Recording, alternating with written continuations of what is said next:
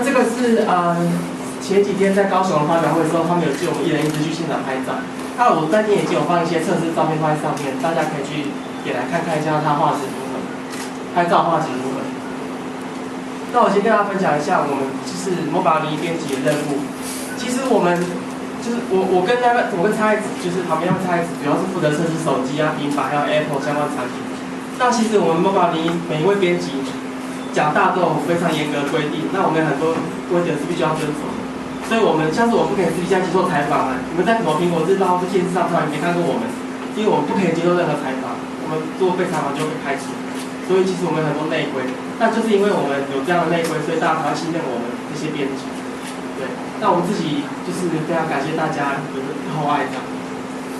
好，接下来进入手机的部分，我帮大家整理一些重点功能跟规格。左边那些其实大家都很清楚，就是硬体的部分。那要注意的是右边这几个，右边这有几个是特别需要注意的新功能，像是双镜头摄入啊，然后还有就是笔记涂鸦软体，可是那个笔记涂鸦软体是在8.2X 就有了，只是它就是又做得更好。还有就是指纹辨识以及 Google 云端硬碟的50GB 免费2年，之前都是用 Dropbox 嘛，然后这次它改用 Google 云端2年，从25GB 变成50GB。对，但如果其实你之前已经买过 YX 或是其他手机的人，到现在你就可以有25再加5，直接有去45的云端空间这样。好，那One Max 是延续新一，我这样讲新一大家比较亲切，细腻的那个金属质感。那它这次先只有一个银色，虽然说我觉得像新一的红色也很美，不过我觉得银色它可以是最代表金属，呈现它浓烈的感觉。那我昨天有网友说为什么没有黑色？其实我觉得黑色也不错啊。可能做一下他们原厂的，对，好。那有些人会认为说，侧面是那个塑胶，会不会质感有点不太好？不过我觉得这个经典款本来就难以超越嘛，新音是一个今年的经典款。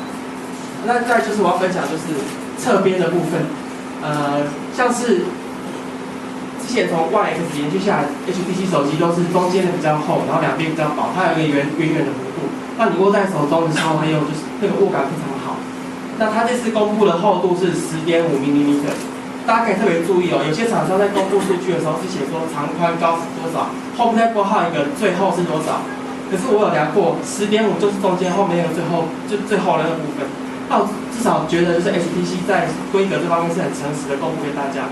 那没有让人觉得说啊，我们现在先写个8.5mm，然后再写个后面再写个10.5。这样来节约大家没有，它最后最后地方就是10.5，大家等下可以就是用一下握这样的感觉，然后放在口袋中看看放下这样。昨天有些高雄网友都测试过了，那今天大家也可以尽量玩。那5.5寸1080P 的萤幕，它大致上是延续就是8.5X 以来的水准，只是它的萤幕又在更加大。那我觉得它的好处是 SLCD 的颜色很准确，他们没有公布规格是 SLCD， 可是我自己看出来，我觉得它就是 SLCD。因为跟8.2X 的颜色是很像。那有人知道左边那台是什么手机？N3。现在这边荧幕看有点太准了，这些比较照片我之后会放在测试报告里面，大家可以点来看，自己的电脑看比较准。因为这边颜色我看起来有点怪怪的，没关系，就是它的荧幕像是大家知道 Super AMOLED 可能就是颜色对比有点高，有点过艳。虽然说 Note 3颜色荧幕颜色已经调得还不错。可是我觉得 One Max 的萤幕更准确、更漂亮。这之后我会放在测试报告，大家再好好去看一下。就是浏览器的时候也是一样，浏览器三星的Super AMOLED它有时候打开就是白底的部分会绿绿的，这次已经没有这么绿了。可是你看 One Max 的时候，发现哇更纯洁、更白，白的就是白的，不会有绿绿蓝蓝的感觉。大家可以试一下浏览器的部分。再来就是指纹辨识，之前在发表的时候，其实有一些新闻，就是媒体可能会有一些误导。其实我觉得也不是误导，是因为测试的时间比较短，所以会有点误导。或者说怎么样滑动是滑动成功？经过我测试的结果，它是要在第一次初始设定的时候滑动4次，只有第一次要初始设定滑动4次，4次设定成功之后，它之后滑都很容易就可以滑动成功。但是如果你第一次设定的时候没有很用心的把它滑下，其实不用很难，你就是从刚才 Eric 讲过，就是你的指腹沿着这样子稍微滑一下就好，就是指出1/2的部分滑一下就可以了。那我现在滑给大家看，好就开了。它其实没有那么难，但是第一次要设定好。那你怎么知道没有设定好了？如果你设定完成之后每次滑都超过1次才会成功，那就是没有设定好，没有设定好，就是再设定1次就可以了。那如果你有初始设定有设定好之后，你就可以设定3个快捷键。哦，第一次初始设定要设定4次，然后设定3个快捷键。像是我的习惯啊，像是我都左手拿手机，所以我是左手滑动。那有时候想要用右手拍照，就可以设定右食指。你在设定的时候都可以就是点一下，选出哪一只手指头要滑什么功能，有3个功能可以设定。不过现在没有那个资料保护的功能，我是觉得还蛮希望可以加进去。那刚才 Eric 有讲过 ，F2.0 大光圈其实是从去年的 One X 上市以来，大概1年半以前就有的东西了。那它可以有效提升进光量。那这个是我那天因为我礼拜5记者会晚出在高雄，然后礼拜6高雄记者会，我就随手往下那个一拍，就发现外面的街道其实是很暗的，可是拍的还是蛮清楚的。它这次的灯光，它这次的界面有加一些新功能在那个场景里面，像是肉椅是在前一层上面那张时候就可以设定的，那它这次加到这一层里面。那另外就是双拍模式，等下大家可以看这个双拍模式。双拍模式，之前的手机也有拿，但是外卖直接把它加入这样子。之前的三星 LG 手机也有。好，其实有了双镜头之后，大家就可以去做一些特别的情境照片，看起来会比较有趣。因为大家都拍那个什么，那个跟鸭子这样抱在一起啊什么，对不对？那你就可以，像我有外卖时，我就可以跟它做鸭嘴的动作，跟它亲亲啊什么的，就是双镜头有趣的地方。其实双镜头另外一个方便的地方是用在那个逆光的时候，有些时候逆光的时候你没有办法跟景点一起入照，就是用双镜头同时拍下来就可以了。再来就是自制 GIF 档部分，那我先讲一点，就是大家可能有用过其他，比如三星或者 LG 的手机，它里面就是很多拍照模式嘛，对，像是下面那几个连拍合成啊，然后最佳表情啊，什么最佳人像啊什么。不管它什么名称，你都只能在拍完之后就存起来了，它原始档就不见了。可是如果你是用肉椅拍照的话，你用肉椅拍照再进来编辑这些功能，你什么功能都可以，你什么场景都可以再编辑过。那可是你编辑完之后，你的原始档的肉椅还是存在啊，并不会说你只能当下拍了，哇，我现在是想要拍连拍，结果我之后想要再拍其他东西就没了，就不见了。可是肉椅有个好处就是它把你原始档全部留起来，你之后再进行编辑都没问题。那这次它是多了一个 GIF 档的动态档的功能，就是你利用肉椅或是多连拍拍出来的档案，可以直接进行就是 GIF 档编辑。编辑的时候还可以用设定特效啊、画格等等，还有前后顺序，就可以设定成这样子。黄色小样的部分，那这个输出的档案解析度大概是400多到300多。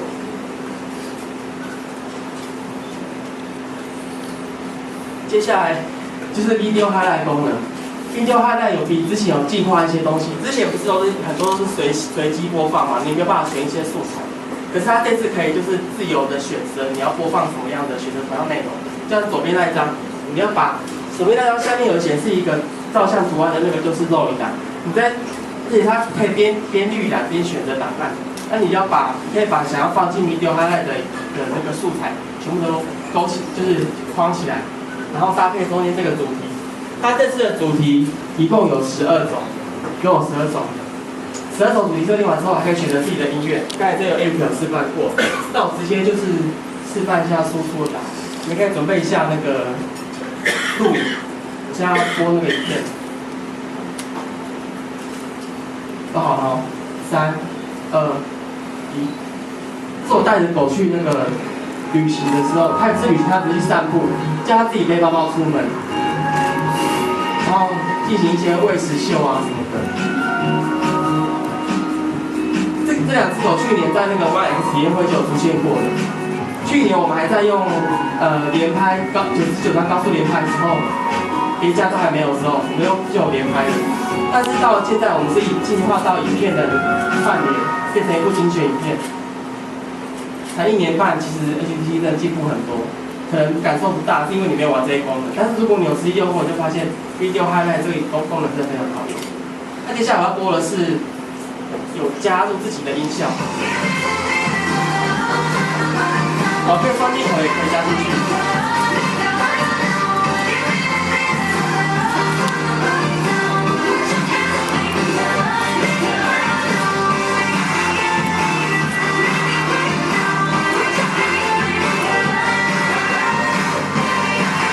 还放一滴滴呀呀，能听到吗？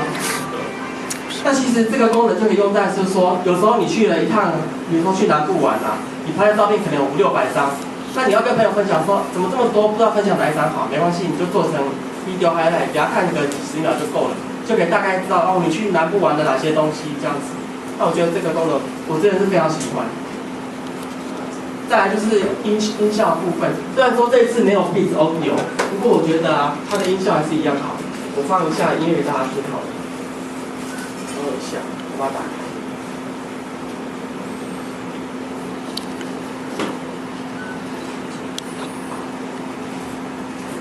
好，那我不要用麦克风。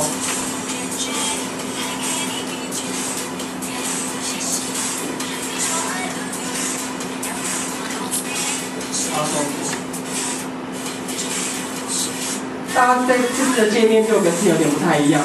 这次的界面就是之前是左边是封面嘛，如果你要选那个音乐全场功能的话，你还要进去右上角按一下设定。那这次是往右滑就可以进入这个音乐全场了。那音乐全场里面有很多特效，它其实主要不是用来秀特效，它里面是有一个可以看歌词的功能。不过这个歌词的功能主要是用于英文歌比较好用，可能国语歌就不是这么实用。那等一下大家可以试看看那个音乐的那个音效怎么样，自己听看看，把自己的耳机带过来听看看。那 Blink Free 就是机器人。